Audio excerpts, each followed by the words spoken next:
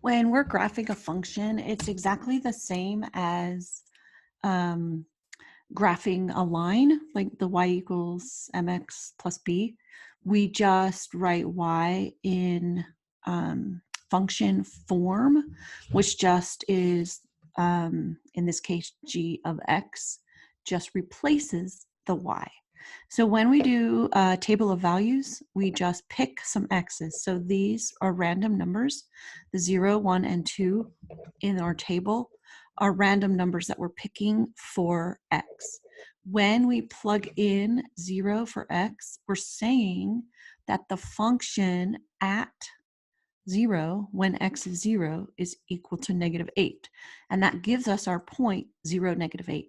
And then we plot the points that we get. Now, we don't have to do 3 points. We really only need 2, because once you have 2 points, then you can draw a straight line through it. So you don't actually need 3. You could just do 2. So we'll go ahead and do a table of values. So we have x, and let's just pick like 0 and 1. We'll plug in for x. So we have h of x. And so when x is 0, we just plug in 0 right here for x. -5 times 0 is 0, plus 5 is 5. And then when x is 1, we just plug in 1, and -5 times 1 is -5, plus 5 is 0. Then we can go ahead and plot those 2 points. 0, 5 goes right there, and 1, 0 goes right there. And we're ready to move on.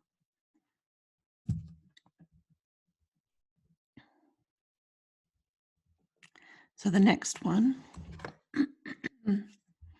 So we'll do the same thing where we have our x values and then g at those x values. So we'll pick 0 and 1 again. Those are kind of easy.